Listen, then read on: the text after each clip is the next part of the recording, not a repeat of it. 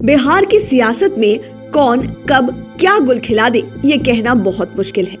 नए साल में एनडीए के गलियारे में कुछ ज्यादा ही खिचखिच हो रही है।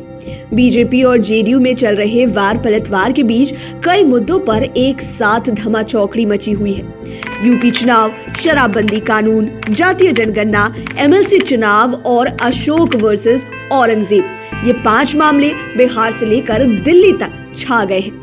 आज आपको बताते हैं बिहार में एनडीए में कौन कौन से टॉप 5 टेंशन हैं जिनकी वजह से बीजेपी और जेडीयू बार बार आपस में टकरा रही है। कुछ मामलों में एनडीए के घटक दल हम और वीआईपी भी अपने अपने तेवर दिखा रही है। UP election. यूपी में विधानसभा चुनाव की घोषणा हो गई है। 10 फरवरी को पहले चरण के चुनाव की वोटिंग होगी, जबकि अंतिम चरण का मतदान 7 मार्च को है। 7 चरणों में चुनाव कराए जा रहे हैं तथा 10 मार्च को मतगणना होगी, यानी होली के पहले यूपी में महाहोली हो जाएगी। इसे लेकर बिहार एनडीए में भी हलचल तेज है। जेडीयू ने अपनी गवर्निंग बॉडी की बैठक में प्रस्ताव पास कर यूपी में चुनाव लड़ने की घोषणा की थी। बैठक में यह भी कहा गया था कि इस बार जेडीयू 2017 की गलती को नहीं दोहराएगा। दरअसल 2017 में जेडीयू ने चुनाव लड़ने की घोषणा तो की थी, लेकिन ऐन वक्त पर उसने अपने पैर खींच लिए थे। किंतु इस बार जेडीयू के तमाम बड़े नेताओं ने साफ कह दिया है कि 2022 का यूपी चुनाव हर हाल में जेडीयू लड़ेगा।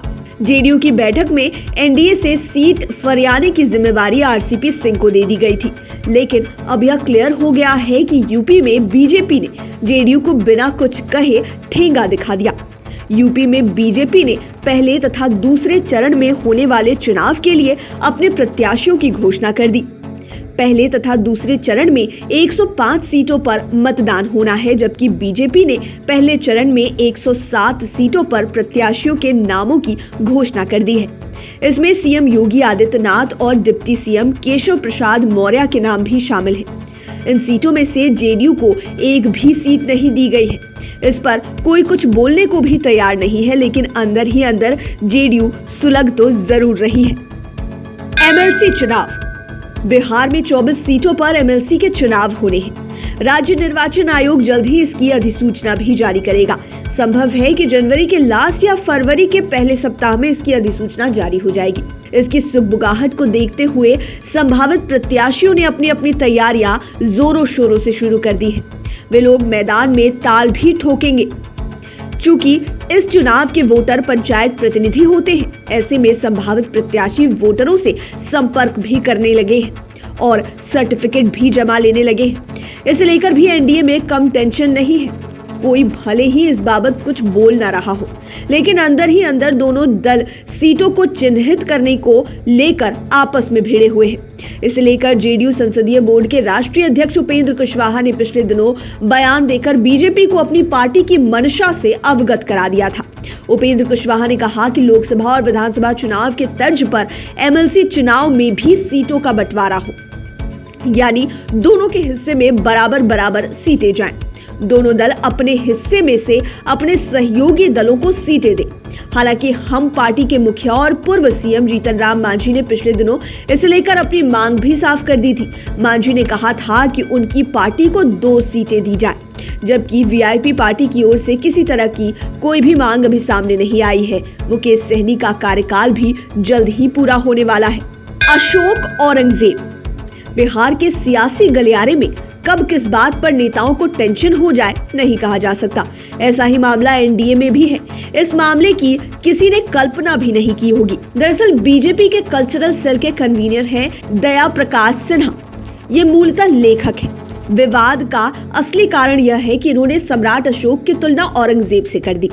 इसके बाद से भी जेडीयू और बीजेपी में अशोक वर्सेस औरंगजेब का मामला शुरू हो गया है और इसे लेकर सियासत तूल पकड़ती जा रही है। बीजेपी और जेडीयू दोनों ही सम्राट अशोक के पक्ष में है और घटना की निंदा की है, लेकिन मामला लेखक को मिले पद्मश्री अवार्ड को लेकर फंस गया है। जेडीयू के राष्ट्रीय अध्यक्ष ललन सिंह और संसदीय बोर्ड के राष्ट्रीय अध्यक्ष उपेंद्र कुशवाहा दो टूक कह रहे हैं कि बीजेपी दया प्रकाश सिन्हा का अवार्ड वापस ले। इसके बिना कोई समझौता नहीं होगा, लेकिन बीजेपी बचाव की मुद्रा में है। पंचायती राज मंत्री सम्राट चौधरी ने सम्राट अशोक की प्रशंसा करते हुए कहा कि इनकी तुलना किसी से नहीं हो सकती है। सम्राट अशोक प्रतापी राजा रहे थे। उन्होंने यह भी कहा था कि चक्रवर्ती सम्राट अशोक की तुलना मुगल कालीन सम्राट औरंगजेब से करना मनगढ़ंत, असत्य और काल्पनिक है। बाद में मामला बढ़ता देख बीजेपी के स्टेट प्रेसिडेंट संजय जायसवाल ने पटना के कोतवाली थाने में लेखक दया प्रकाश सिन्हा के खिलाफ प्राथमिकी भी दर्ज करा दी, लेकिन इस प्राथमिकी को उपेंद्र कुशवाहा ने केवल आई वॉश बताया। यह मामला लगातार तूल पकड़ता जा रहा है। शराबबंदी कानून। बिहार में शराबबंदी कानून लागू है। इसके बाद भी आए दिन पटना समेत अन्य जिलों में शराब का मिलना जारी है। हंगामा तब मच गया था जब पिछले साल यानी कि 2021 में विधानसभा के कैंपस में कई बोतलें मिल गई थी। किसी तरह यह मामला शांत हुआ तो अब नया बखेड़ा नालंदा में शुरू हो गया है। नालंदा के सोहसराय में जहरीली शराब से 1 दर्जन से अधिक लोगों की मौत हो गई है। इसे लेकर भी एनडीए में टेंशन बढ़ गई है। जेडीयू और बीजेपी के नेता इसे लेकर आमने सामने हो गए हैं। इस मुद्दे को भी सबसे पहले बीजेपी के प्रदेश अध्यक्ष संजय जायसवाल ने ही उठाया है। उन्होंने अपने लंबे फेसबुक पोस्ट में जेडीयू के नेताओं को रगड़ दिया। यहां तक कि संजय जायसवाल ने कुछ नेताओं के नाम भी ले लिए। इसके बाद तो जेडीयू की ओर से उपेंद्र कुशवाहा से लेकर नीरज कुमार और अभिषेक झा ने भी मोर्चा खोल दिया। 16 जनवरी को संजय जायसवाल पर उपेंद्र कुशवाहा और अन्य नेताओं ने पलटवार किया, लेकिन इसके दूसरे दिन 17 जनवरी को संजय जायसवाल ने एक बार फिर जेडीयू को निशाने पर लिया। उन्होंने सीधे सीधे जेडीयू नेताओं को नसीहत दे दी। बीजेपी के प्रदेश अध्यक्ष संजय जायसवाल बोले, जेडीयू नेता मर्यादा में रहे। यदि जेडीयू का यही रवैया रहा तो बीजेपी की तरफ से भी ईंट का जवाब पत्थर से दिया जाएगा। दूसरी ओर शराबबंदी कानून को लेकर एनडीए में ही शामिल हम पार्टी के मुखिया पूर्व मुख्यमंत्री जीतन राम मांझी भी मुख्यमंत्री नीतीश कुमार से फरियाने के मूड में आ गए हैं। जीतन राम मांझी ने भी कह दिया कि शराबबंदी कानून की फिर से समीक्षा करने की जरूरत है।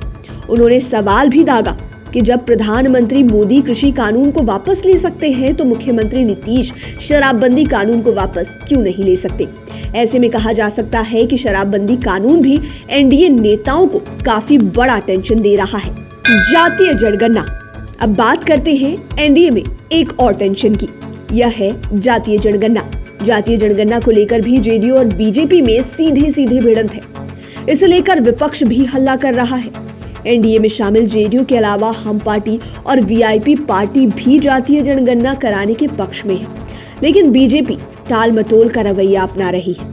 बीजेपी अभी किसी ठोस नतीजे पर नहीं पहुंचा है, इसलिए इसे लेकर सर्वदलीय बैठक भी नहीं हुई है। दरअसल केंद्र सरकार ने साफ शब्दों में कह दिया कि वह जातीय जनगणना नहीं करा सकता है। इसे लेकर दूसरे राज्य के मामले में केंद्र ने सुप्रीम कोर्ट में हलफनामा भी दायर किया है। केंद्र की ओर से हाथ खड़े कर दिए जाने के बाद भी विपक्ष लगातार डिमांड कर रहा है कि बिहार सरकार अपने खर्चे पर जातीय जनगणना कराए। इसे लेकर जेडीयू भी तैयार है, लेकिन बीजेपी की ओर से कोई जवाब नहीं आ रहा है। पिछले दिनों सीएम नीतीश कुमार ने कहा था कि जातीय जनगणना पर क्या करना है, इस पर सर्वदलीय बैठक में निर्णय लिया जाएगा, लेकिन बीजेपी की ओर से अब तक इस पर कोई भी जवाब नहीं आया है, इसलिए बैठक नहीं हो पाई है। नीतीश कुमार ने यह भी कहा था कि जातीय जनगणना से बिहार को फायदा है, जातियों को भी लाभ है, साथ ही इससे किसी तरह का कोई तनाव नहीं होगा। इसे लेकर भी कई बार बयानबाजियां तेज हुई। जेडीयू और बीजेपी के नेताओं में भी वार पलटवार हुए। बीजेपी नेताओं ने तो यहाँ तक कह दिया कि जातीय जनगणना से ज्यादा जरूरी जनसंख्या नियंत्रण कानून है। पहले जनसंख्या नियंत्रण कानून लागू हो, इसके बाद ही किसी तरह की जनगणना हो। यह मामला भी जेडीयू और बीजेपी नेताओं के बीच में टेंशन पैदा कर रहा है। तो आपने जाना कि किस तरह से जेडीयू और बीजेपी के नेताओं के बीच में लंबे समय से अलग अलग मुद्दों को लेकर लगातार टेंशन होती ही जा रही है। लाइव सिटीज की डेस्क रिपोर्ट। अगर अभी तक आपने हमारे चैनल को सब्सक्राइब नहीं किया है तो जरूर कर लीजिए।